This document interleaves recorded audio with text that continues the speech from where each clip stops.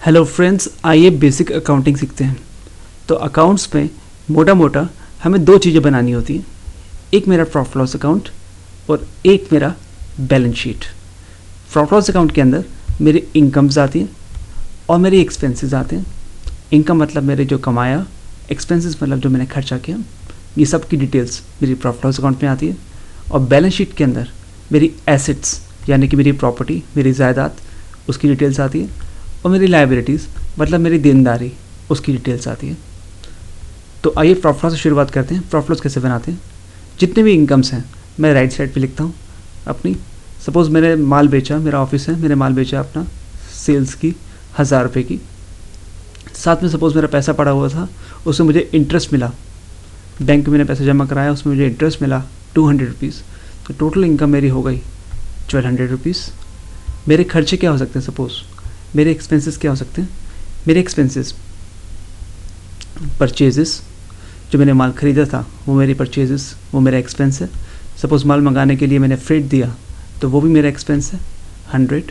Freight मतलब transport charges जो मैंने दिए। सपोज़ मैंने अपने एम्प्लॉयज़ को सैलरी दी तो वो भी मेरा एक्सपेंस है। तो ऐसे जितने भी एक्सपेंसेस मैं यहाँ पे डालूँगा। अब सपोज़ यहाँ पे टोटल आ रहा है 1200, तो अकाउंट्स में इस साइड का टोटल भी 1200 ही होना चाहिए। यहाँ पे 1200 नहीं आ रहा है, यहाँ टोटल आ रहा है 800, और हम 1200 लिखेंगे और बाकी बचे हुए 400 हम एज अ प्रॉफिट डालेंगे, क्योंकि हमने सेल की 1200 की, हमारे खर्चे हुए 800 रुपये के, नेट 400 हमारा प्रॉफिट। इस तरह से बनाते हैं। अब बात करें बैलेंस शीट की। बैलेंस शीट में भी ऐसे ही करते हैं। राइट साइड पे हम अपने एसेट्स लिखते हैं। एसेट्स मतलब हमारी प्रॉपर्टी।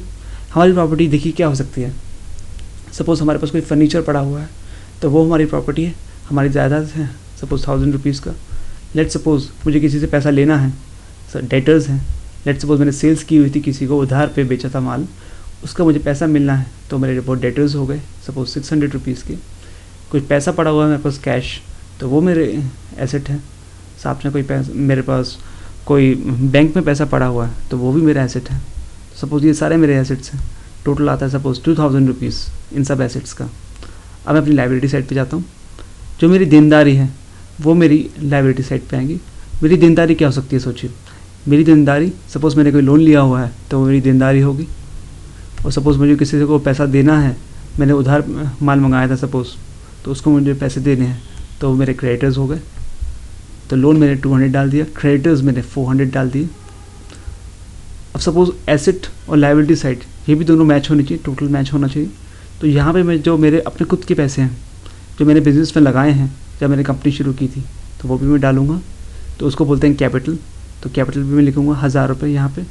और साथ में मैं यहाँ पे जो मेरा प्रॉफिट आ रहा है ये भी इधर मैं बैलेंस शीट में ट्रांसफ़र करूँगा, क्योंकि वो भी मेरे खुद के पैसे हैं 400 रुपीज़। तो ये प्रॉफिट भी मैंने यहाँ पे डाला।